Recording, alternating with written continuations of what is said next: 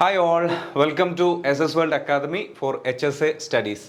അപ്പോൾ നമ്മുടെ part B module 2 India and Kerala history, അതിൽ ഇന്ത്യൻ ഹിസ്റ്ററിയുടെ ഭാഗമായിട്ടുള്ള വേദിക് ഏജിൻ്റെ ഒന്നാമത്തെ ക്ലാസ്സാണ് ഇന്ന് നമ്മൾ നോക്കാൻ പോകുന്നത്. അപ്പോൾ വേദിക് ഏജ് അത്യാവശ്യം നല്ല ഡീറ്റെയിൽഡ് ആയിട്ട് നമ്മൾ ക്ലാസ്സുകളിൽ മുന്നോട്ട് കൊണ്ടുപോകും. അപ്പോൾ എല്ലാവരും ശ്രദ്ധിച്ച് നോട്ടുകളൊക്കെ എഴുതി ഉഷാറായിട്ട് പഠിക്കാം. അപ്പോൾ ഇതാണ് നമ്മളുടെ ഒന്നാമത്തെ topic, Vedic age, Jainism, Buddhism വരുന്നുണ്ട്. അതിൽ നമ്മൾ വേദിക് ഏജാണ് പഠിക്കുന്നത്.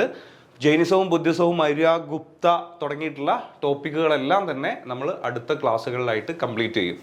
അപ്പോൾ ഇത് ഈ സിലബസ് മൊഡ്യൂൾ 2ൻ്റെ സിലബസ് കൃത്യമായിട്ട് നമ്മൾ എന്ത് ചെയ്തിട്ടുണ്ട്, വിശദീകരിച്ചുകൊണ്ടൊരു വീഡിയോ ചെയ്തിട്ടുണ്ട്. അതുകൊണ്ട് എല്ലാം നമ്മൾ വിശദീകരിക്കാൻ നിൽക്കുന്നില്ല, നേരെ നമ്മൾക്ക് വേദിക് ഏജിലേക്ക് നമുക്ക് പോവാം. ഓക്കെ, അപ്പോൾ വേദിക് ഏജ്, വൈദിക സംസ്കാരം, മലയാളത്തിൽ വൈദിക സംസ്കാരം എന്നാണ് പറയാം.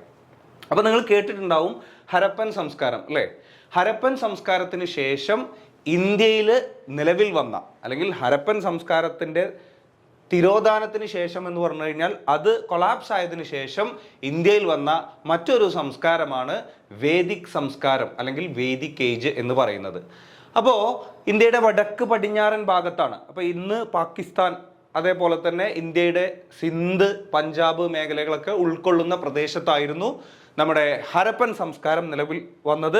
അവിടെ തന്നെയാണ് ആദ്യമായിട്ട്, ആ മേഖലകളിൽ തന്നെയാണ് നമ്മുടെ വൈദിക സംസ്കാരവും നിലവിൽ വന്നത് എന്ന് നിങ്ങൾ മനസ്സിലാക്കുക.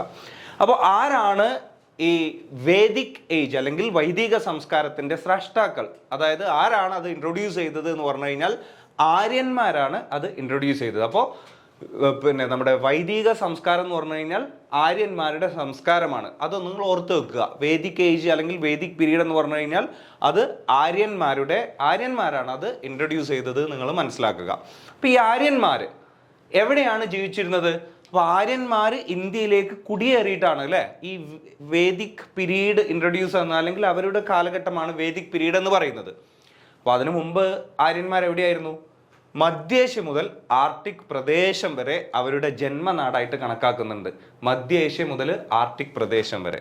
ഇപ്പൊ മാക്സ് മുള്ളറാണ് ആര്യന്മാർ മധ്യേഷ്യയിൽ ആണ് അവരുടെ പ്രദേശം, അല്ലെങ്കിൽ മധ്യേഷ്യയിലാണ് യഥാർത്ഥത്തിൽ ആര്യന്മാർ ജീവിച്ചിരുന്നത്, പിന്നീടാണ് അവർ ഇന്ത്യയിലേക്ക് വന്നത് എന്ന് പറഞ്ഞ വ്യക്തിയാണ് മാക്സ് മുള്ളർ.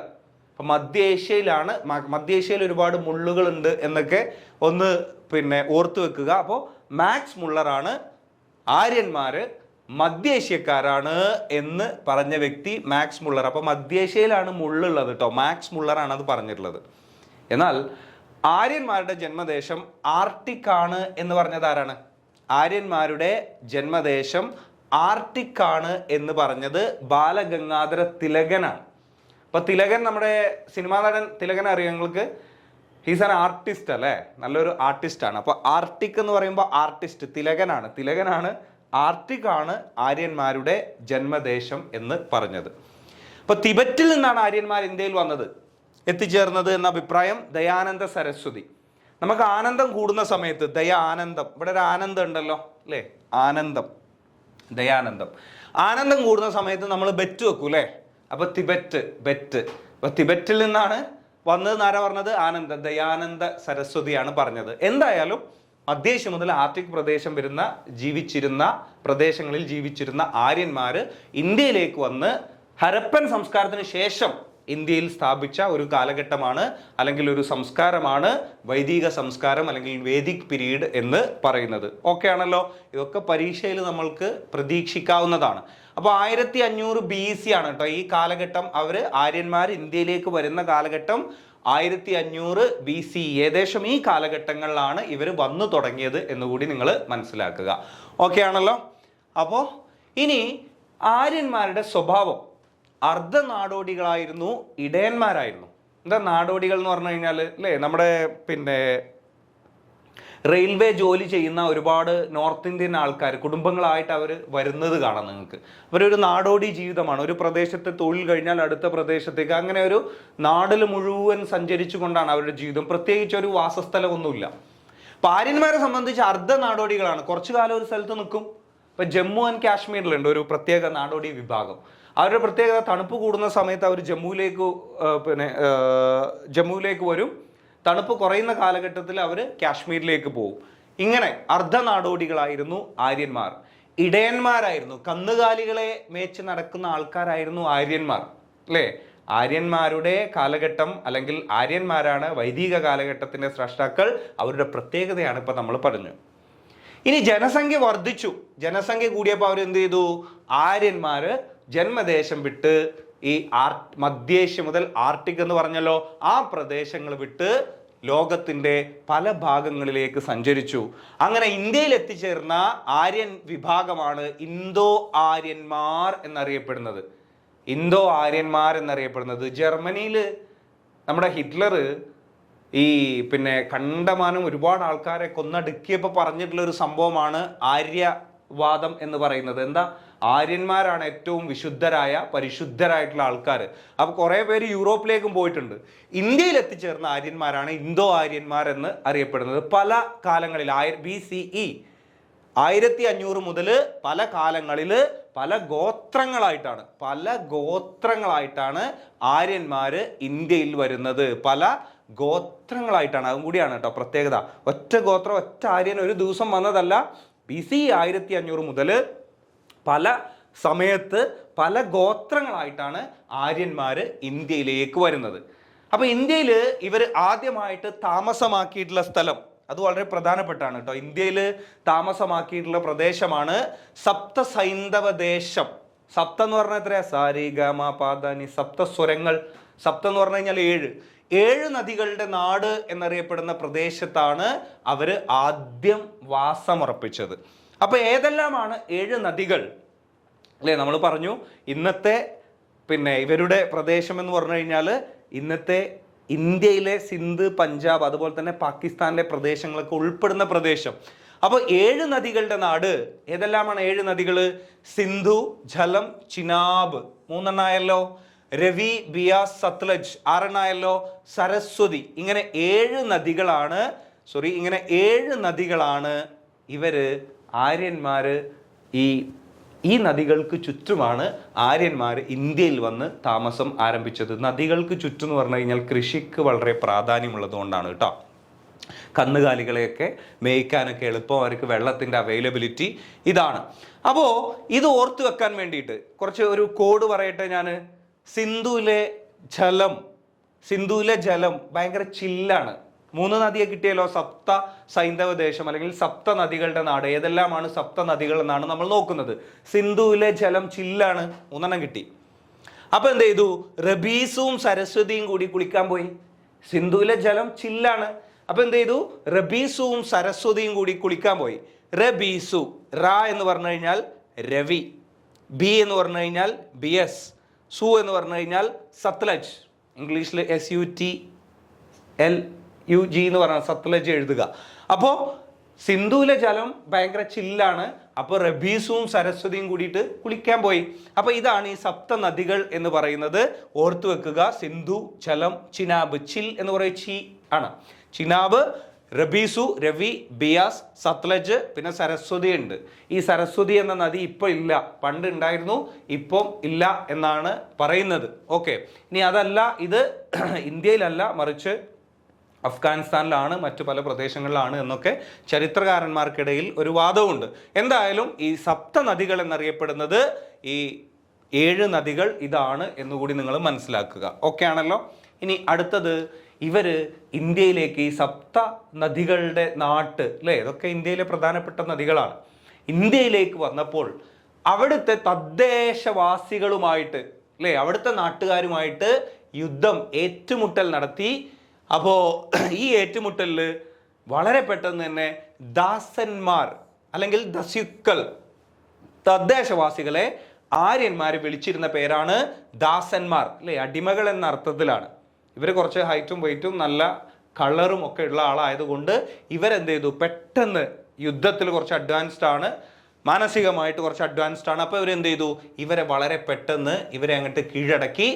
ദാസന്മാർ, ദസ്യുക്കൾ എന്ന് വിളിച്ചിരുന്ന തദ്ദേശവാസികളെ എന്ത് ചെയ്തു? സപ്ത സൈന്ധവ പ്രദേശം കൈയടക്കാനുള്ള ആര്യന്മാരുടെ ശ്രമങ്ങളുടെ ഭാഗമായി വളരെ പെട്ടെന്ന് തന്നെ കീഴടക്കിയെന്ന് മനസ്സിലാക്കുക. അപ്പൊ ഇതിൽ നിന്നുള്ളൊരു ചോദ്യം എന്ന് പറഞ്ഞു കഴിഞ്ഞാൽ ദസ്യുക്കൾ എന്ന് പറഞ്ഞു കഴിഞ്ഞാൽ എന്താണ് എന്നൊരു ചോദ്യം പ്രതീക്ഷിക്കാം.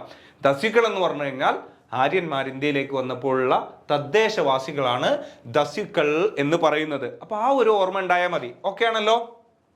അപ്പൊ അവരെ പെട്ടെന്ന് പരാജയപ്പെടുത്തി അവരുടെ മേൽക്കൈമ അല്ലെങ്കിൽ ആധിപത്യം സ്ഥാപിച്ചു.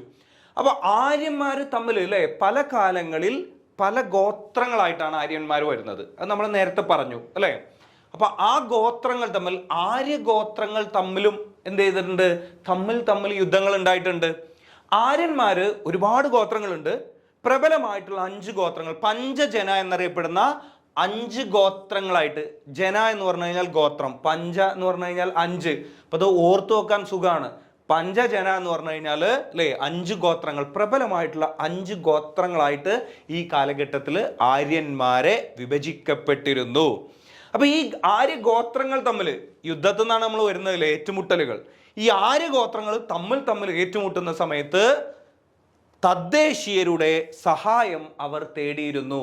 ഇനി ഓപ്ഷണൽ അല്ലെങ്കിൽ സ്റ്റേറ്റ്മെന്റ് ക്വസ്റ്റ്യൻ വരികയാണെന്നുണ്ടെങ്കിൽ ഈ ഒരു സ്റ്റേറ്റ്മെന്റ് ഒക്കെ വരാനുള്ള സാധ്യത ഉണ്ട്. ആര്യന്മാർ തമ്മിൽ ഈ പഞ്ചജന എന്ന് പറഞ്ഞ പ്രബലമായിട്ടുള്ള ഗോത്രങ്ങളായിരുന്നു, ഇവർ യുദ്ധത്തിൽ തദ്ദേശീയരുടെ സഹായം തേടിയിരുന്നു എന്നൊക്കെ സ്റ്റേറ്റ്മെന്റ് വന്നു കഴിഞ്ഞാൽ ഞെട്ടരുത്. ഈ ഒരു സ്റ്റേറ്റ്മെന്റ് ശരിയാണ്. ആര്യഗോത്രങ്ങൾ തമ്മിലുള്ള യുദ്ധങ്ങളിൽ അല്ലെങ്കിൽ സംഘട്ടനങ്ങളിൽ തദ്ദേശീയരുടെ സഹായം തേടിയിരുന്നു. ഓക്കെ ആണല്ലോ. ഇപ്പോ അവർ ഇന്ത്യയിലേക്ക് വന്നു, അവര് അല്ലെ മധ്യേഷ്യ മുതൽ ആർട്ടിക് പ്രദേശം ഇന്ത്യയിലേക്ക് വന്നു. ഇന്ത്യയിൽ വരുമ്പോൾ സ്വാഭാവികമായിട്ട് ഇവിടുത്തെ തദ്ദേശീയരുമായിട്ട് സംഘടന ഉണ്ടായി. ആ സംഘടനമാണ് ഇപ്പൊ നമ്മൾ ഡിസ്കസ് ചെയ്തത്. ഇനി ഈ ഗോത്ര യുദ്ധങ്ങളിൽ ഗോത്രങ്ങൾ തമ്മിൽ യുദ്ധം ചെയ്തു എന്ന് പറഞ്ഞല്ലോ. ഈ യുദ്ധങ്ങളിൽ ഏറ്റവും പ്രധാനപ്പെട്ട യുദ്ധമാണ് ദാശരാജ്ഞം എന്ന് പറയുന്ന യുദ്ധം. ദാശരാജ്ഞം. ഇവിടെ ഒരു രാജ്ഞി ഉണ്ട് അല്ലെ. ഇവിടെ ഒരു രാജ്ഞിനെ കാണാൻ പറ്റും. രാജ്ഞം എന്നൊക്കെ പറയുമ്പോൾ രാജ്ഞി.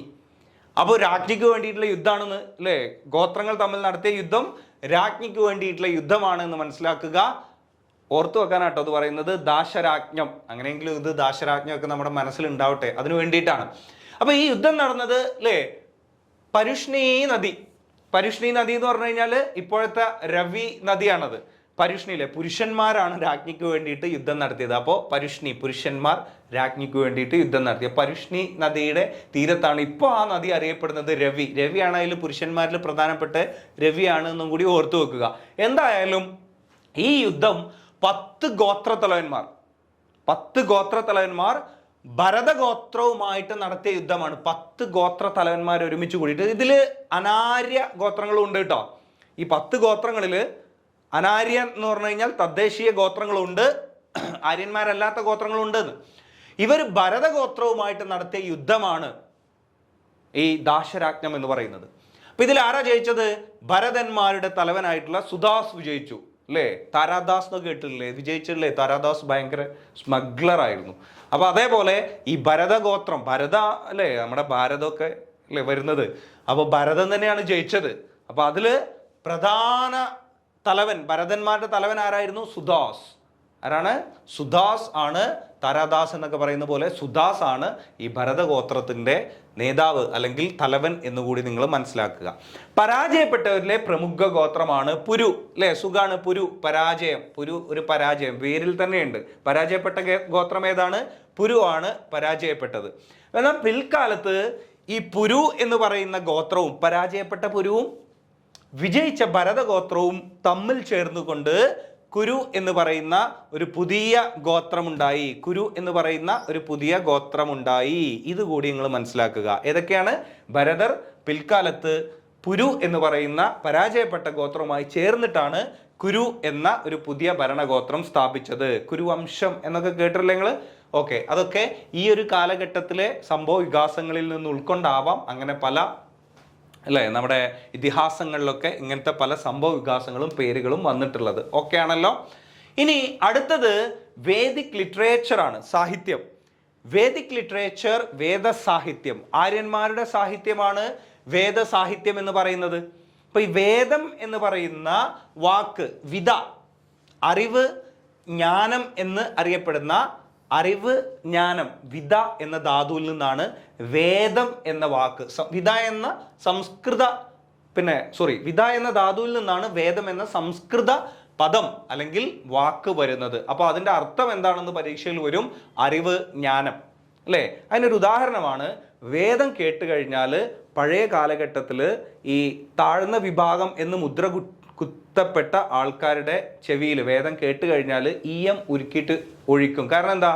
ഒരു തരത്തിലും ജ്ഞാനവും അറിവും ഈ താഴ്ന്ന വിഭാഗത്തിൽ എത്തിച്ചേരരുത്, അവരടിമകളായിട്ട് തന്നെ നിൽക്കണം എന്നതിൻ്റെ അടിസ്ഥാനത്തിലാണ് ഇത്തരത്തിലുള്ള ശിക്ഷകളൊക്കെ ആ കാലഘട്ടത്തിൽ ഉണ്ടായിരുന്നത്. അപ്പോൾ ഇത് വാമൊഴിയായിരുന്നു കേട്ടോ. വേദങ്ങൾ ആദ്യ കാലഘട്ടത്തിൽ വാമൊഴിയാണ്. വാമൊഴി എന്ന് പറഞ്ഞു കഴിഞ്ഞാൽ തലമുറ കൈമാറിയിട്ട് ഇങ്ങനെ പാട്ടുകളായിട്ടും മറ്റും തലമുറകൾ കൈമാറിയിട്ടാണ് വേദങ്ങൾ. നൂറ്റാണ്ടുകൾക്ക് ശേഷമാണ് ഇത് പിന്നീട് ലിഖിത രൂപത്തിൽ അല്ലെങ്കിൽ എഴുത്തിലേക്ക് മാറ്റുന്നത്, പിന്നീട് ഒരുപാട് കഴിഞ്ഞതിന് ശേഷമാണ്.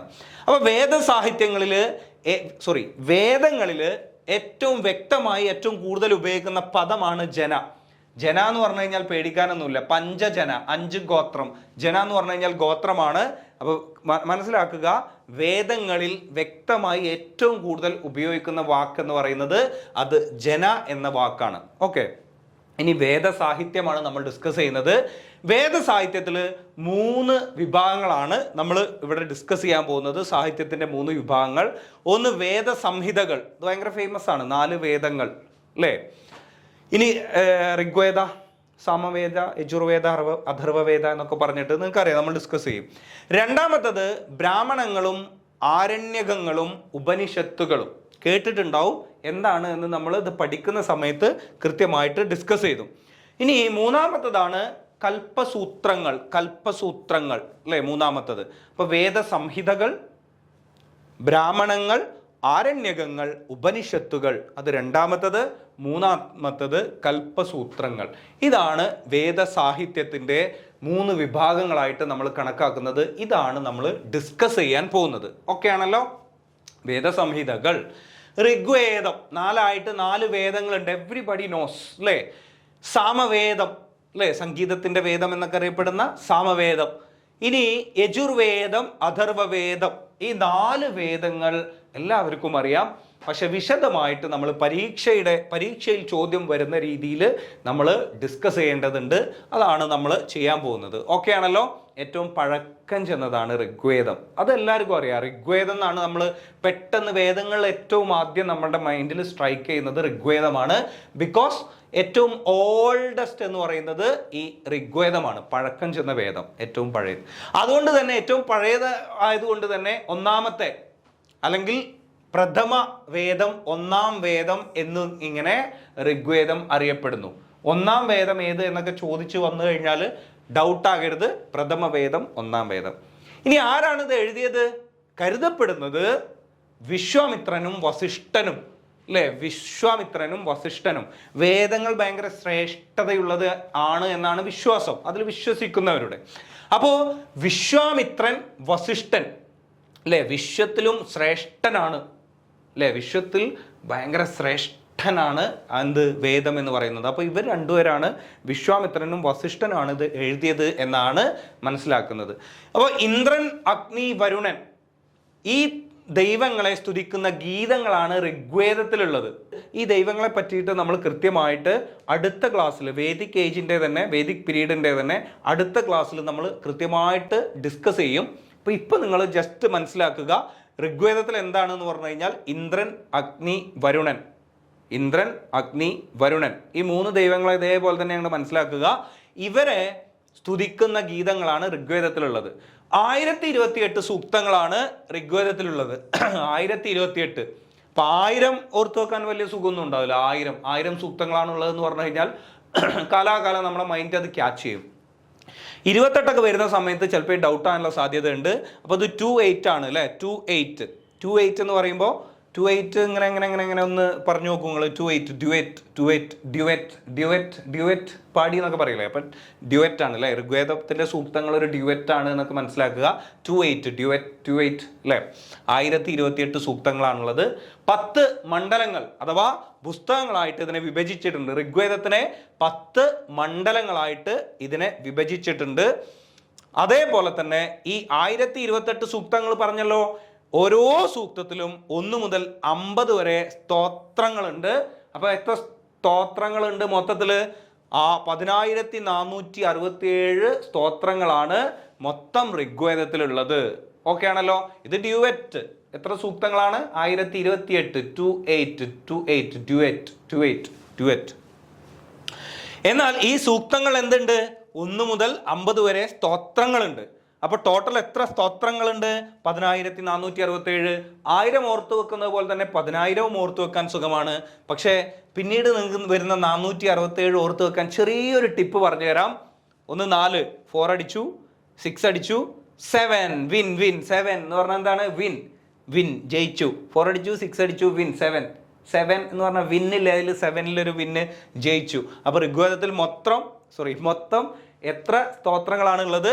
10467. 4 അടിച്ചു, 6 അടിച്ചു, 7 വിജയിച്ചു, വോൺ അല്ലേ? അപ്പൊ ഋഗ്വേദം ഇങ്ങനെ, ഇതൊക്കെ 10 മണ്ഡലങ്ങൾ. ഇത് വളരെ പ്രധാനപ്പെട്ടാണ് 10 മണ്ഡലങ്ങൾ. അതിൽ 10ാമത്തെ മണ്ഡലം അറിയപ്പെടുന്നതാണ് പുരുഷ സൂക്തം. എന്തുകൊണ്ടാണ് പുരുഷ സൂക്തം ഇമ്പോർട്ടൻ്റ് ആയിട്ടുള്ളത്? ഇന്ത്യയിലെ ജാതി സമ്പ്രദായം അല്ലെങ്കിൽ ചാതുർവർണ്ണ വ്യവസ്ഥ അല്ലേ, ബ്രാഹ്മണ, ക്ഷത്രിയ, വൈശ്യ, ശൂദ്ര എന്ന് പറയുന്ന 4 ജാതികളായിട്ട് ഇന്ത്യയിൽ ഇങ്ങനെ വിഭജനം വരുന്നുണ്ട്. ജാതി സമ്പ്രദായം ഇന്ത്യയിൽ വരുന്നുണ്ട്. അപ്പൊ ഇന്ത്യയിലെ ജാതി സമ്പ്രദായം വിവരിക്കുന്ന ആദ്യ ഗ്രന്ഥമാണ് പുരുഷ സൂക്തം. അപ്പൊ ഈ പുരുഷന്മാര് അല്ലെ, ഈ ജാതി വ്യവസ്ഥ എന്ന് പറയുന്നത് തന്നെ പുരുഷ കേന്ദ്രീകൃതമാണ്. അപ്പൊ പുരുഷന്മാരാണ് ഈ ജാതി വ്യവസ്ഥ കൊണ്ടുവന്നതെന്നൊക്കെ ഓർത്തു വെക്കുക. അപ്പൊ ചാതുർവർണ്ണ വ്യവസ്ഥ, ജാതി സമ്പ്രദായം പറയുന്ന ഋഗ്വേദത്തിന്റെ ചാപ്റ്ററാണ് പുരുഷ സൂക്തം എന്ന് അറിയപ്പെടുന്നത്. അടുത്തത് മണ്ഡൂക സൂക്തം. ഋഗ്വേദത്തിലെ മണ്ഡൂക സൂക്തത്തിലാണ് വിദ്യാഭ്യാസം, കൃഷി എന്നിവയെ പറ്റി പരാമർശിക്കുന്നത് അല്ലേ. വിദ്യാഭ്യാസം ഇല്ല എന്നുണ്ടെങ്കിൽ മണ്ടനാകും എന്നൊക്കെ ഓർത്തു വെക്കുക. അല്ലെങ്കിൽ കൃഷിയെങ്കിലും ചെയ്യാനുള്ളൊരു കപ്പാസിറ്റി ഇല്ല എന്നുണ്ടെങ്കിൽ എന്ത് ചെയ്യും? നമുക്ക് ഭക്ഷണം കഴിക്കാൻ പോലും പറ്റില്ല, അപ്പോൾ മണ്ടന്മാരായി പോകും. അപ്പോൾ മണ്ഡൂക സൂക്തത്തിലാണ് വിദ്യാഭ്യാസം, കൃഷി എന്നിവയെ പറ്റി പരാമർശിക്കുന്നത്. ഗായത്രി മന്ത്രം നിങ്ങൾ കേട്ടിട്ടുണ്ടാവും, ഋഗ്വേദത്തിന്റെ ഭാഗമാണ്. ഗായത്രി മന്ത്രം ഏത് വേദത്തിന്റെ ഭാഗമാണ് എന്ന് പരീക്ഷയിൽ ചോദിച്ചു കഴിഞ്ഞാൽ അത് ഋഗ്വേദത്തിന്റെ ഭാഗമാണ്. അഗ്നിമീളേ പുരോഹിതന്മാർ അല്ലേ, വൈദിക കാലഘട്ടത്തിലെ പുരോഹിതന്മാരാണ് പ്രധാനമായും ഈ ഋഗ്വേദത്തിൻ്റെയൊക്കെ ഒരു സ്ഥാപനം. അപ്പോൾ സ്വാഭാവികമായിട്ടും അഗ്നിമീള, ഇവർ അഗ്നിക്ക് ചുറ്റും ഇരുന്നുകൊണ്ടാണ് പുരോഹിതന്മാരിരിക്കുക. അപ്പൊ അഗ്നിമീളേ പുരോഹിതം എന്ന് പറഞ്ഞുകൊണ്ടാണ് ഋഗ്വേദം ആരംഭിക്കുന്നത്. അപ്പൊ ഏത് വേദമാണ് അഗ്നിമീളേ പുരോഹിതം എന്ന് പറഞ്ഞുകൊണ്ട് ആരംഭിക്കുന്നത് എന്ന് ചോദിച്ചു കഴിഞ്ഞാൽ അത് ഋഗ്വേദമാണ്. ഋഗ്വേദത്തില് ഏറ്റവും കൂടുതൽ തവണ പരാമർശിക്കുന്ന പദം ഓം. എത്ര പ്രാവശ്യമാണ്? 1028. നമ്മൾ നേരത്തെ ഡിസ്കസ് ചെയ്തല്ലോ, ഡ്യുവറ്റ് 1028. അതുകൊണ്ട് തെറ്റാനൊന്നുമില്ല, 1028 സൂക്തങ്ങളാണ്. അപ്പോൾ അത്രയും തന്നെ ഓം എന്ന് പറയുന്ന പദവും ഈ ഋഗ്വേദത്തിൽ ഉപയോഗിച്ചിട്ടുണ്ട്. അപ്പോൾ ഓം എന്ന് പറയുന്നത് ഒരു ഡ്യുവറ്റ് ആണ് അല്ലേ, ഓം എന്നൊക്കെ പറയുമ്പോൾ. അപ്പോൾ 28 ഡ്യുവറ്റ്. ഓക്കെ. അപ്പൊ ഋഗ്വേദത്തിൽ ഇന്ദ്ര എന്ന വാക്ക് 250 പ്രാവശ്യം. സുഖാണല്ലോ. ഇന്ദ്ര ഇവിടെ ഈ 250 പ്രാവശ്യം. ഇന്ദ്ര എത്രയാണ്? 250 പ്രാവശ്യം. അപ്പൊ പല കാലങ്ങളാൽ ഋഷിമാരാൽ രചിക്കപ്പെട്ടതാണ് ഋഗ്വേദത്തിലെ സൂക്തങ്ങൾ. ഇത് ഋഗ്വേദം ഇംഗ്ലീഷിലേക്ക് വിവർത്തനം ചെയ്തത് ആരാണ്? മാക്സ് മുള്ളർ ആണ് ഇത് ഇംഗ്ലീഷിലേക്ക് വിവർത്തനം ചെയ്തത്. Max Muller. അപ്പൊ ഇത് ഓർത്തു വെക്കാനുള്ളൊരു ടെക്നിക്ക് പറഞ്ഞുതരാം. ഇംഗ്ലീഷിലേക്ക് വിവർത്തനം ചെയ്തപ്പോഴാണ്, English is a global language അല്ലേ, അപ്പൊ ഇംഗ്ലീഷിലേക്ക് വിവർത്തനം ചെയ്തപ്പോഴാണ് ഇത് മാക്സിമം എല്ലാവരുടെയും കൈവശം എത്തിയത്. ഏത്? ഋഗ്വേദം എല്ലാവരുടെയും കൈവശം എത്തിയത്. അപ്പൊ മാക്സിമം എല്ലാവരുടെയും കയ്യിൽ എത്തിയില്ലേ മാക്സ് മുള്ളർ? മാക്സിമം ഇദ്ദേഹം എല്ലാവരുടെയും കയ്യിലെത്തിയത് മാക്സ് മുള്ളർ ഇത് ഇംഗ്ലീഷിലേക്ക് വിവർത്തനം ചെയ്തപ്പോഴാണ് നിങ്ങൾ മനസ്സിലാക്കുക. അപ്പൊ ഇനി പാഴ്സി മതഗ്രന്ഥമായിട്ടുള്ള സെന്റ് അവസ്ഥയുമായി സാദൃശ്യമുള്ള കൃതിയാണ് ഋഗ്വേദം എന്ന് പറയുന്നത് അല്ലേ. ഋഗ്വേദത്തിന്റെ ഒരു അവസ്ഥ ആലോചിച്ചു, അവസ്ഥ അല്ലേ, അവസ്ഥ എന്താണ് അവസ്ഥ? സെന്റ് അവസ്ഥ എന്ന് പറയുന്ന പാഴ്സി ഗ്രന്ഥവുമായിട്ടാണ് ഋഗ്വേദത്തിന് സാദൃശ്യമുള്ളത് എന്നുകൂടി നിങ്ങൾ മനസ്സിലാക്കുക. അടുത്തത് സാമവേദം, സംഗീതത്തിന്റെ വേദമാണ് സാമവേദം എന്ന് പറയുന്നത്. സാമവേദം, സംഗീതം, രണ്ടും ഉണ്ട് അല്ലേ. ഋഗ്വേദത്തിൽ നിന്നും തെരഞ്ഞെടുത്ത സ്തോത്രങ്ങളാണ് സാമവേദത്തിലുള്ളത്. ഋഗ്വേദത്തിൽ നിന്നും പിക്ക് ചെയ്തിട്ടുള്ള സ്തോത്രങ്ങളാണ് സാമവേദത്തിലുള്ളത്.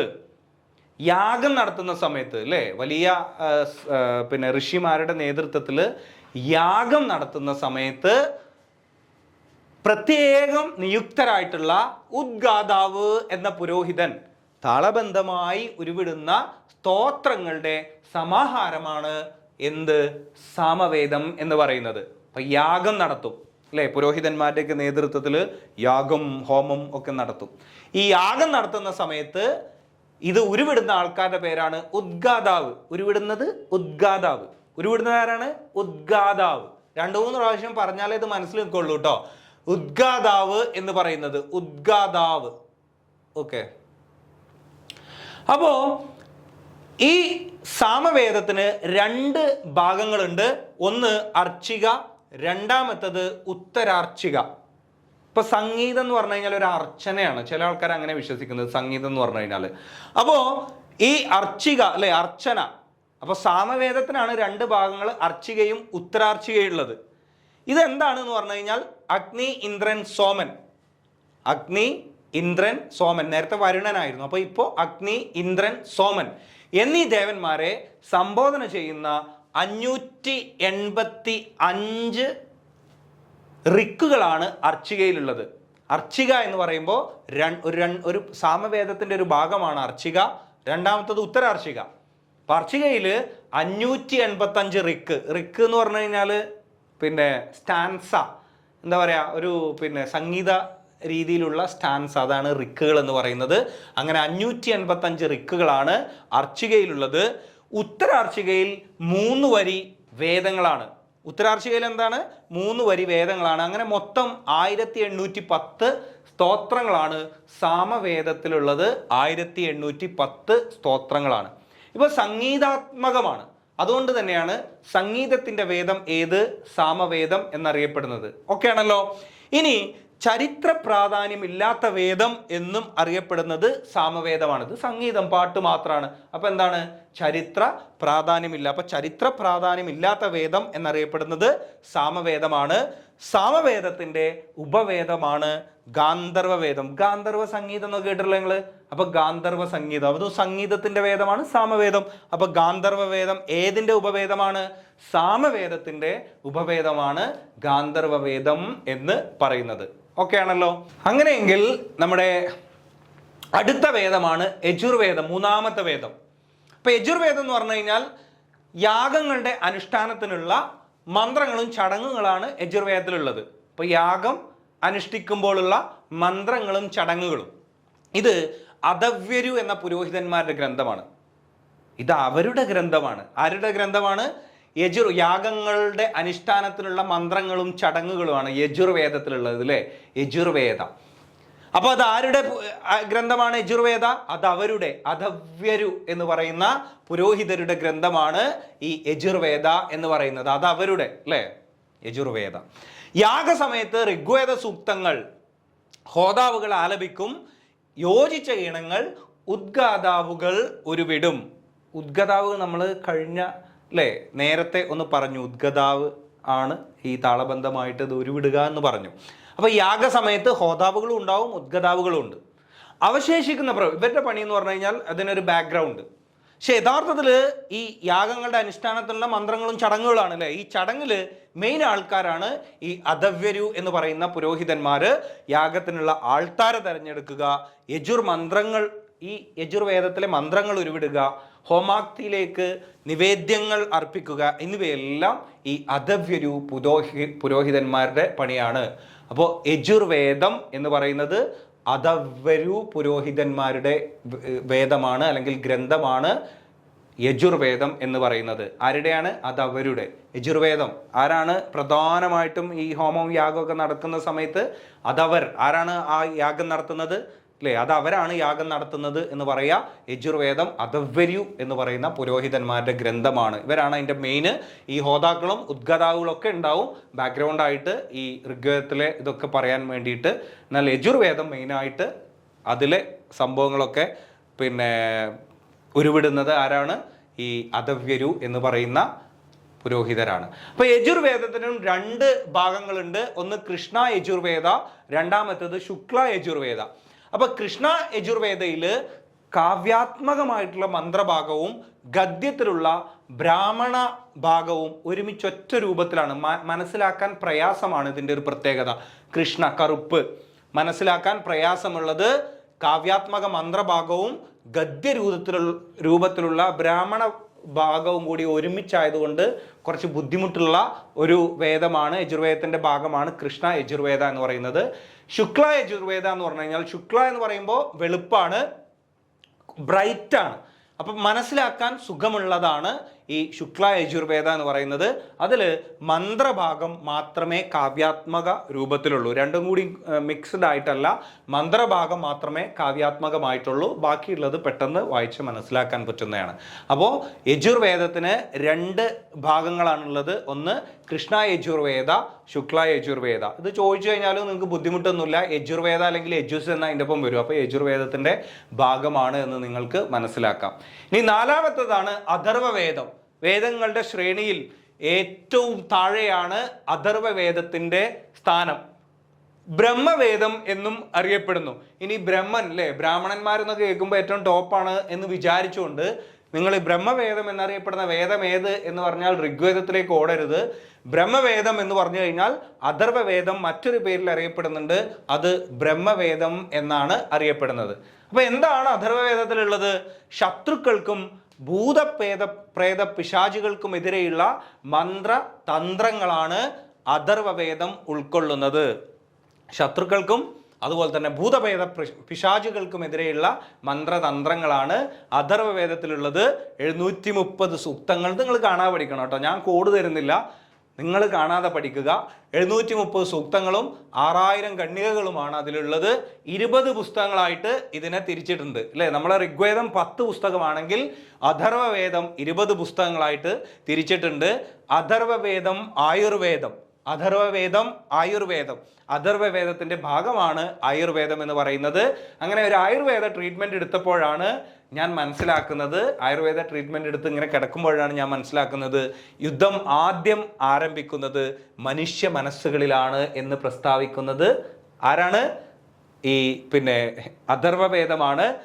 അപ്പൊ ഞാൻ മനസ്സിലാക്കിയല്ലേ, ആയുർവേദം ട്രീറ്റ്മെന്റ് എടുത്ത് ഇങ്ങനെ കിടക്കുമ്പോഴാണ് മനസ്സിലാക്കുന്നത് യുദ്ധം ആദ്യം ആരംഭിക്കുന്നത് മനുഷ്യ മനസ്സുകളിലാണ് എന്ന് പറഞ്ഞിട്ടുള്ള വേദം കൂടിയാണ് അഥർവവേദം. ആയുർവേദം അതിൻ്റെ ഒരു ഭാഗമാണ്. അപ്പൊ അഥർവവേദത്തെ കുറേ കാലമായിട്ട് വേദമായി പരിഗണിച്ചിരുന്നില്ല. അതുകൂടി നിങ്ങൾ മനസ്സിലാക്കുക. ഇനി വേദസംഹിതകളുടെ 2മത്തെ വിഭാഗമാണ് ബ്രാഹ്മണങ്ങൾ, ആരണ്യകങ്ങൾ, ഉപനിഷത്തുകൾ. ഒന്ന് വേദസംഹിതകൾ, അത് നമ്മളിപ്പോൾ ഡിസ്കസ് ചെയ്തു. 2മത്തെ കാറ്റഗറിയിൽ പെടുന്നതാണ് ബ്രാഹ്മണങ്ങൾ, ആരണ്യകങ്ങൾ, ഉപനിഷത്തുകൾ. ഒരുപാട് കേട്ടിട്ടുണ്ടാവും. ഒന്ന് ക്ലാരിഫൈ ചെയ്ത് കഴിഞ്ഞാൽ ഓപ്ഷൻ നോക്കി ഉത്തരത്തിലേക്ക് എത്താൻ പറ്റും, യാതൊരു പ്രശ്നവുമില്ല. ബ്രാഹ്മണങ്ങൾ എന്താണ്? ബ്രാഹ്മണങ്ങൾ എന്ന് പറയുന്നത് വേദങ്ങളുടെ വ്യാഖ്യാനമാണ്. വേദങ്ങളെ അല്ലെങ്കിൽ വേദസൂക്തങ്ങളെയും കർമ്മങ്ങളെയും വ്യാഖ്യാനിക്കുകയും വിവരിക്കുകയും ചെയ്യുന്ന ഗ്രന്ഥങ്ങളാണ് ബ്രാഹ്മണങ്ങൾ എന്ന് പറയുന്നത്. ഇവ വേദങ്ങളോട് ചേർക്കപ്പെട്ടിരിക്കുന്നു. ഓരോ വേദത്തിനും ഓരോ ബ്രാഹ്മണങ്ങളുണ്ട്, ഓരോ വേദത്തിനും പ്രത്യേകം ബ്രാഹ്മണങ്ങളുണ്ട്. ഗദ്യരൂപത്തിലാണ് ഇത് വ്യാഖ്യാനം, ഗദ്യരൂപത്തിലാണ് ഇവ രചിക്കപ്പെട്ടിട്ടുള്ളത്. ചാതുർ ആശ്രമങ്ങളെക്കുറിച്ച് ആദ്യ പരാമർശമുള്ള ഒരു ബ്രാഹ്മണമാണ് ഐതരേയ ബ്രാഹ്മണം എന്ന് പറയുന്നത്. ഇപ്പോൾ ബ്രാഹ്മണങ്ങൾ എന്ന് പറഞ്ഞാൽ എന്താണ്? വേദങ്ങളുടെ വ്യാഖ്യാനം അല്ലേ. ഇപ്പം നമ്മളൊരു ഏത് റിലീജിയസ് ടെക്സ്റ്റ് എടുത്തു കഴിഞ്ഞാലും നമ്മൾ വായിച്ചു കഴിഞ്ഞാൽ അതൊരു കാവ്യാത്മക രൂപത്തിൽ വായിക്കും, പക്ഷേ അതിൻ്റെ വ്യാഖ്യാനങ്ങൾ ധാരാളം ഉണ്ടാവും. അതേപോലെ ബ്രാഹ്മണങ്ങൾ എന്ന് പറഞ്ഞു കഴിഞ്ഞാൽ വേദങ്ങളുടെ വ്യാഖ്യാനമാണ് അല്ലേ. ബ്രാഹ്മണരാണ് യഥാർത്ഥത്തിൽ ഈ വേദങ്ങളും ഇതിൻ്റെ സമൂഹത്തിൽ ഇത് ഉരുവിടാൻ അവകാശമുള്ള ആളുകളൊക്കെ. അപ്പോൾ സ്വാഭാവികമായിട്ട് അവരുടെ പേര് തന്നെ വേദങ്ങൾ അല്ലേ. ഇവരാണ് വേദങ്ങളെ വ്യാഖ്യാനിക്കുന്നത്. ആര്? ബ്രാഹ്മണർ. അങ്ങനെയാണല്ലോ ബ്രാഹ്മണർ തലപ്പത്തെത്തുകയും അവർ പൂജകളും ഹോമങ്ങളും കർമ്മങ്ങളും ഒക്കെ നടത്താൻ അവകാശമുള്ള ആളായി മാറുകയും ചെയ്യുന്നത്. അപ്പോൾ ബ്രാഹ്മണങ്ങൾ എന്ന് പറഞ്ഞു കഴിഞ്ഞാൽ വേദങ്ങളുടെ വ്യാഖ്യാനം. അപ്പോൾ അത് ഓർത്തു വെക്കാൻ സുഖമാണ്. വേദങ്ങളുടെ വ്യാഖ്യാനം ഗദ്യരൂപത്തിലാണ്. ചാതുർ ആശ്രമങ്ങൾ, ചാതുർവർണ്ണ വ്യവസ്ഥ നമ്മൾ നേരത്തെ ഡിസ്കസ് ചെയ്തു അല്ലേ. ചാതുർ ആശ്രമങ്ങൾ എന്ന് പറഞ്ഞു കഴിഞ്ഞാൽ മനുഷ്യ ജീവിതത്തിൽ 4 ആശ്രമങ്ങളാണ് പറയുന്നത്. ഒന്ന് ബ്രഹ്മചര്യം, 2 ഗൃഹസ്ഥം, 3 വാനപ്രസ്ഥം, 4 സന്യാസം. അല്ലേ? ആദ്യം ബ്രഹ്മചര്യം, വിദ്യാഭ്യാസമൊക്കെ നേടുക, പിന്നെ ഗൃഹസ്ഥം, കല്യാണം കഴിഞ്ഞിട്ട് ഉത്തരവാദിത്തങ്ങളുടെ ഒരു കാലഘട്ടം, സന്യാസം പിന്നെ വാനപ്രസ്ഥം, സന്യാസിയിലേക്ക് പൂർണ്ണമായി കടക്കുന്നതിന് മുമ്പ് ഒരു ഇൻ ബിറ്റ്വീൻ സ്റ്റേജ് ആണ് വാനപ്രസ്ഥം, അവസാനം സന്യാസ ജീവിതം. അപ്പോൾ ഈ ചാതുർ ആശ്രമങ്ങളെക്കുറിച്ച് ആദ്യ പരാമർശമുള്ള ഒരു ബ്രാഹ്മണമാണ് ഐതരേയ. അല്ലേ? നമ്മൾ തെരഞ്ഞു നടക്കുകയാണ് ജീവിതത്തിൻ്റെ അർത്ഥം എന്ത്, അങ്ങനെയാണ് സന്യാസിയാകുന്നത്. അപ്പോൾ ഐതരേയ ബ്രാഹ്മണത്തിലാണ് ഈ ചാതുർ ആശ്രമങ്ങളെക്കുറിച്ച് ആദ്യ പരാമർശം ഉള്ളത് എന്നുകൂടി നിങ്ങൾ മനസ്സിലാക്കുക. ഓക്കെ ആണല്ലോ? അപ്പോൾ ഇനി ആരണ്യകങ്ങൾ, ബ്രാഹ്മണങ്ങളുടെ അവസാന ഭാഗം അല്ലെങ്കിൽ ബ്രാഹ്മണങ്ങളുടെ എക്സ്റ്റൻഷനാണ് ആരണ്യകങ്ങൾ എന്ന് പറയുന്നത്. യാഗങ്ങളുടെ തത്വസംഹിതയെ വിശദീകരിക്കുന്ന പുസ്തകങ്ങളാണ്. Forest book എന്നറിയപ്പെടുന്നുണ്ട്. യാഗങ്ങളുടെ തത്വസംഹിതകളെ വിശദീകരിക്കുന്ന പുസ്തകമാണ് എന്ത്, നമ്മുടെ ആരണ്യകങ്ങൾ എന്ന് പറയുന്നത്. യാഗങ്ങളുടെ തത്വസംഹിതയെ വിശദീകരിക്കുന്ന പുസ്തകമാണ് ആരണ്യകങ്ങൾ എന്ന് പറയുന്നത്. എക്സ്റ്റൻഷൻ ഓഫ് ബ്രാഹ്മണങ്ങളുടെ എക്സ്റ്റൻഷൻ അല്ലെങ്കിൽ അവസാന ഭാഗമാണ് ഈ ആരണ്യകങ്ങൾ എന്ന് പറയുന്നത്. ഇനി ഉപനിഷത്തുകളുണ്ട്. ഉപനിഷത്തുകളെ അവസാനം വേദസാഹിത്യത്തിന്റെ ഒരു ലാസ്റ്റ് ഭാഗം എന്ന് നമ്മൾക്ക് പറയാം. അപ്പോൾ വേദാന്ത എന്ന് വിളിക്കാറുണ്ട്. അപ്പോൾ വേദങ്ങളുടെ ഒരു അവസാനം, അല്ലേ, അന്ത്യം വേദവുമായി ബന്ധപ്പെട്ടതാണ്. അപ്പോൾ അതിനെ എന്ത് പറയുന്നുണ്ട്, വേദാന്ത എന്ന് വിളിക്കാറുണ്ട്. ഈ ആരണ്യകങ്ങളെയും ചില സമയങ്ങളിൽ വേദാന്ത എന്ന് വിളിക്കാറുണ്ട്. കാരണം ഇതൊക്കെ അവസാന ആണ്, അല്ലേ? ബ്രാഹ്മണങ്ങൾ എന്ന് പറഞ്ഞാൽ അതിൻ്റെ വിശദീകരണമാണ്. പിന്നെ ആ വേദസംഹിതവുമായി ബന്ധമുള്ള 2 ആരണ്യങ്ങൾ, ഉപനിഷത്തുകൾ. ഇത് രണ്ടും വേദാന്താസ് എന്ന് പറയുന്നുണ്ട്. കാരണം വേദത്തിൻ്റെ, അല്ലേ, ഒരു അവസാന ഭാഗങ്ങൾ ആണ് ഇതൊക്കെ. ഓക്കെ, ഇത് എക്സ്റ്റൻഷൻ ആണ്. ഇത് വേദസാഹിത്യത്തിൻ്റെ ഒരു അവസാന ഭാഗമായിട്ട് കണക്കാക്കുന്നു. ദാർശനിക ഗ്രന്ഥങ്ങളാണിവ. വേദാന്ത എന്ന് പറഞ്ഞു കഴിഞ്ഞാൽ ദാർശനിക ഗ്രന്ഥങ്ങളാണ്. വേദങ്ങളെ അടിസ്ഥാനപ്പെടുത്തിയിട്ട് ദാർശനികമായി വിവരണങ്ങൾ നൽകുന്ന ഗ്രന്ഥങ്ങളാണ് ഉപനിഷത്ത് എന്ന് പറയുന്നത്. ഉപനിഷത്ത് എന്ന വാക്കിൻ്റെ അർത്ഥം തന്നെ, അല്ലേ, ഒരു ഗുരുക്കന്മാർക്ക് സമീപം ഇരുന്നിട്ട്, സ്വാഭാവികമായിട്ടും ഉപനിഷത്ത് സിറ്റ്, ഇവിടെ ഒരു സിറ്റ്, ഉപനിഷത്ത് സിറ്റ് എന്നാക്കാം. സിറ്റ്, ഗുരുക്കന്മാർക്ക് സമീപം ഇരിക്കുക എന്നതാണ് ഈ ഉപനിഷത്ത് എന്ന വാക്കിൻ്റെ അർത്ഥം വരുന്നത്. 108 ഉപനിഷത്ത് ഉണ്ടെന്നാണ് പറയുന്നത്. ഇതിൽ കൂടുതലുണ്ട്, കുറവുണ്ട് എന്നൊക്കെ പറയുന്നുണ്ട്. എന്തായാലും പൊതുവായിട്ടുള്ളൊരു സങ്കല്പം 108 ഉപനിഷത്തുകൾ ഉണ്ട് എന്നാണ് വിശ്വസിക്കുന്നത്. അതിൽ ഏറ്റവും വലിയ ഉപനിഷത്ത് എന്ന് പറയുന്നത് ബൃഹദാരണ്യകോപനിഷത്ത്. ബൃഹത്ത് എന്ന് പറഞ്ഞാൽ വലുത്. അപ്പോൾ ഇത് സുഖമാണ്. ഏറ്റവും വലുത് എന്ന് പറഞ്ഞു കഴിഞ്ഞാൽ ബൃഹദാരണ്യകോ ഉപനിഷത്താണ് എന്നുകൂടി നിങ്ങൾ മനസ്സിലാക്കുക. വേദങ്ങളുടെ അവസാന ഭാഗമാണ് ഉപനിഷത്തുകൾ എന്ന് പറയുന്നത്. ഓക്കെ ആണല്ലോ? അപ്പോൾ ഇനി ഏറ്റവും ചെറിയ ഉപനിഷത്താണ് ഈശോവാസ്യോപനിഷത്ത്. അപ്പോൾ ഈശ്വരൻ തൂണിലും തുരുമ്പിലും, അല്ലേ, ചെറിയ സംഭവത്തിൽ പോലും ഈശ്വരൻ ഉണ്ട്. അപ്പോൾ ചെറുതാണ് ഈശോവാസ്യോപനിഷത്ത് എന്ന് പറയുന്നത്. ഏറ്റവും പഴക്കം ചെന്നത് ചാന്തോക്യ ഉപനിഷത്താണ് ഏറ്റവും പഴക്കം ചെന്നത്, അല്ലേ? പിന്നെ പഴക്കം ചെന്ന കാരണം സ്വാഭാവികമായിട്ട് കുറേ പഴകുമ്പോൾ ആൾക്കാർ ചത്തുപോകും, അല്ലേ? ചാന്തോക്യ, അല്ലെ ചാന്തോക്യ ഉപനിഷത്ത്, അങ്ങനെ എന്തെങ്കിലുമൊക്കെ പിന്നെ ടെക്നിക്ക് ഉപയോഗിക്കണം കേട്ടോ നിങ്ങൾ പഠിക്കുന്ന സമയത്ത്.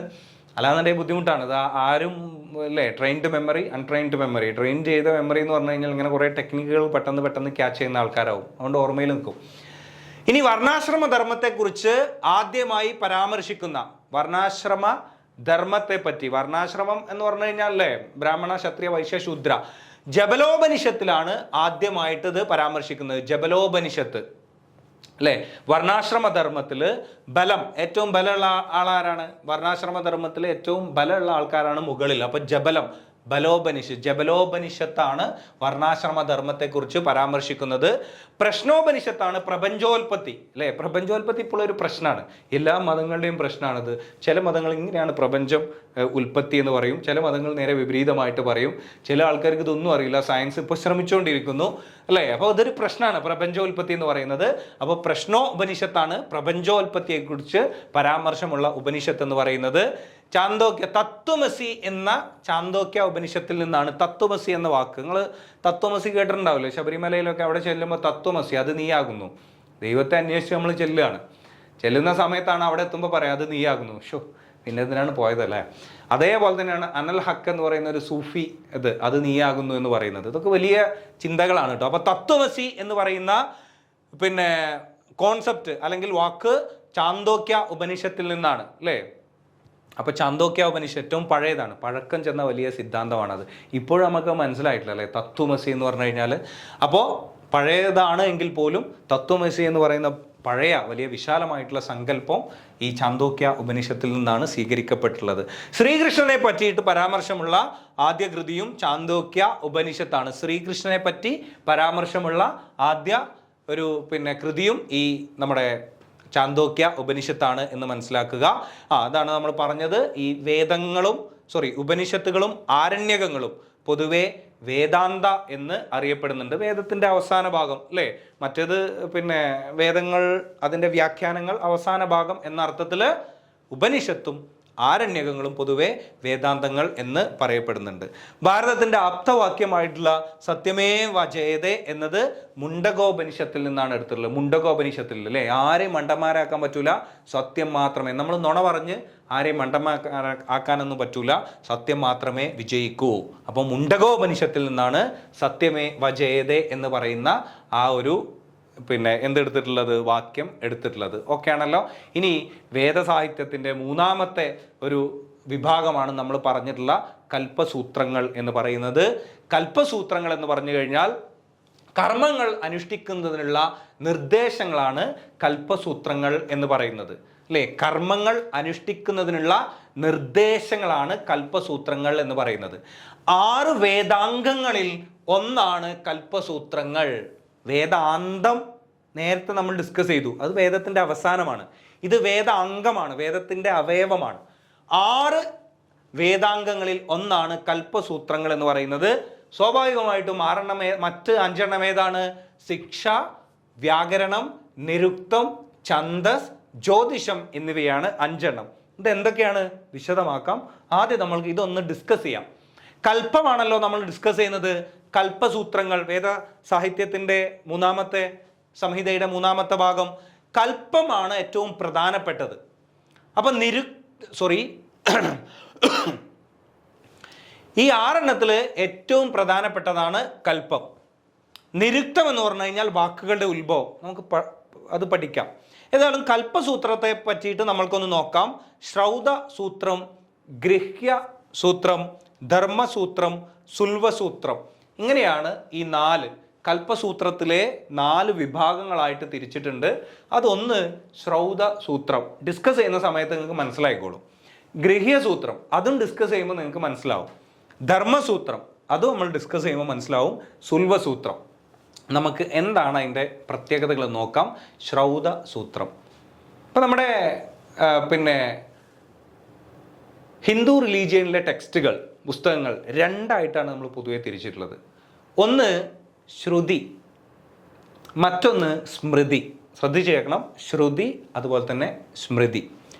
ശ്രുതി സാഹിത്യം എന്ന് പറഞ്ഞു കഴിഞ്ഞാൽ റിവീൽഡ് ചെയ്യപ്പെടുന്നതാണ് എന്ന് പറഞ്ഞു കഴിഞ്ഞാൽ ഭയങ്കര പരിശുദ്ധമായിട്ടുള്ള ദൈവങ്ങൾ നേരിട്ട് അവതരിപ്പിക്കുന്ന ദൈവികമായിട്ടുള്ള വചനങ്ങളാണ് ശ്രുതി സാഹിത്യത്തിലുള്ളത്. വേദങ്ങളൊക്കെ അതിൻ്റെ ഭാഗം, 4 വേദങ്ങളൊക്കെ. അപ്പോൾ ശ്രുതി സാഹിത്യത്തിൽ പരാമർശിച്ചിട്ടുള്ള മഹായാഗങ്ങളാണ് ശ്രൗത സൂത്രത്തിൻ്റെ പ്രതിപാദ്യ വിഷയം.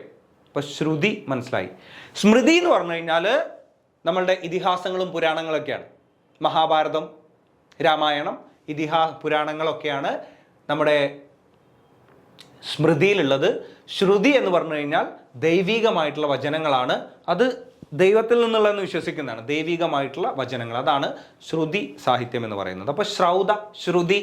അപ്പം ശ്രൗത ഓർത്തു വെക്കാൻ സുഖമാണ്, ശ്രൗത, ശ്രുതി അല്ലേ.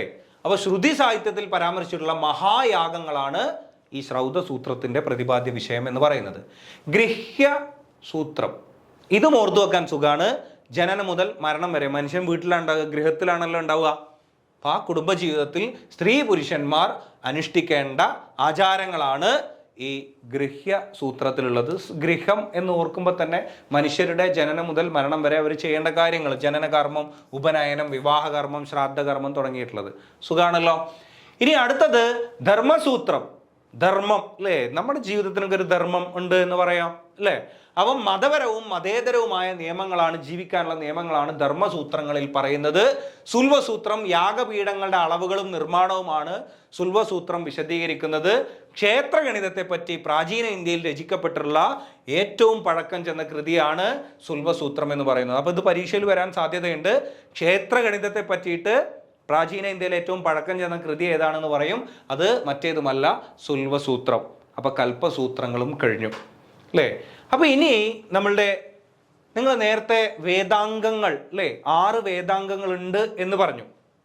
അപ്പോൾ 6 വേദാംഗങ്ങളിൽ ഏറ്റവും പ്രധാനപ്പെട്ട കൽപ്പ എന്ന് പറയുന്നതാണ് നമ്മളിപ്പോൾ ഡിസ്കസ് ചെയ്തത്. കൽപ്പസൂത്രങ്ങൾ അല്ലേ, അത് വേദത്തിൻ്റെ ഭാഗം, വേദസാഹിത്യത്തിൻ്റെ ഭാഗം തന്നെയാണ്. അപ്പോൾ 6 എണ്ണത്തിൽ മറ്റ് 5 വേദാംഗങ്ങൾ എന്താണെന്ന് മനസ്സിലാക്കണ്ടേ? അതിനു മുമ്പ് വേദാംഗങ്ങൾ എന്താണെന്ന് മനസ്സിലാക്കണ്ടേ? വേദാംഗങ്ങൾ എന്ന് പറഞ്ഞാൽ വേദപഠനത്തിനും അവ ശരിയായി മനസ്സിലാക്കുന്നതിനും, ഒന്നുമില്ല, വേദാംഗങ്ങൾ വേദത്തിൻ്റെ അവയവം തന്നെയാണ്. വേദപഠനത്തിനും അവ ശരിയായി മനസ്സിലാക്കുന്നതിനും സഹായിക്കുന്ന 6 ഉപപഠന ശാഖകളാണ് വേദാംഗങ്ങൾ എന്ന് പറയുന്നത്. അപ്പോൾ വലിയ ബുദ്ധിമുട്ടൊന്നുമില്ല, വേദത്തെ മനസ്സിലാക്കാനും പഠിക്കാനും സഹായിക്കുന്ന വേദ ഉപപഠന ശാഖകളാണ് വേദാംഗങ്ങൾ എന്ന് പറയുന്നത്. ലിംസ് ഓഫ് വേദാസ്, വേദത്തിൻ്റെ അവയവങ്ങൾ തന്നെയാണ്. ഓക്കെ, അപ്പോൾ ഇതിൽ 6 എണ്ണം നമ്മൾ നേരത്തെ ഡിസ്കസ് ചെയ്തു. അതിൽ ഏറ്റവും പ്രധാനപ്പെട്ടത് കൽപ്പസൂത്രങ്ങൾ വേദങ്ങളുടെ തന്നെ ഭാഗമാണ്, അതും ഡിസ്കസ് ചെയ്തു. അപ്പോൾ മറ്റ് വേദാംഗങ്ങൾ ഏതാണ്? ഒന്ന് ശിക്ഷ, വേദമന്ത്രങ്ങളുടെ ശുദ്ധമായിട്ടുള്ള ഉച്ചാരണം, സ്വരം, ലയം, താളം എന്നിവയെക്കുറിച്ചിട്ടുള്ള ശാസ്ത്രമാണ് ശിക്ഷ എന്ന് പറയുന്നത്. അപ്പോൾ എന്താ, ശുദ്ധമായി ഉച്ചാരണം നടത്തിയില്ല ഈ ശിക്ഷ കിട്ടും. അപ്പോൾ ഇത് ഉച്ചാരണവുമായി ബന്ധപ്പെട്ട അല്ലെങ്കിൽ സ്വരവും ലയവുമായി ബന്ധപ്പെട്ട ഒരു പഠന മേഖലയാണ് ശിക്ഷ എന്ന് പറയുന്നത്. സൂചകമാണ് അല്ലേ ശിക്ഷ എന്ന് പറഞ്ഞു കഴിഞ്ഞാൽ. ശുദ്ധമായി ഉച്ചരിച്ചില്ല എന്നുണ്ടെങ്കിൽ ശിക്ഷ കിട്ടും, അതങ്ങനെ മനസ്സിലാക്കുക. അടുത്തത് കൽപ്പം, നമ്മൾ ഡിസ്കസ് ചെയ്തു അല്ലേ. കൽപ്പത്തിൽ എന്തൊക്കെയാണുള്ളത്? 4 ആക്കി തിരിച്ചിട്ടുണ്ട്. കൽപ്പത്തിൽ ഏതൊക്കെയാണ് 4 എണ്ണം? ശ്രൗതസൂത്രം, ഗൃഹ്യസൂത്രം, ധർമ്മസൂത്രം, സുൽവസൂത്രം. ഇതിൽ എന്തൊക്കെയാണ് പറയുന്നത് നമ്മൾ ഡിസ്കസ് ചെയ്തു. പിന്നെ അതിൻ്റെ ഡിസ്കഷൻ്റെ ആവശ്യമില്ല, കൽപ്പം നമ്മൾ പഠിച്ചു.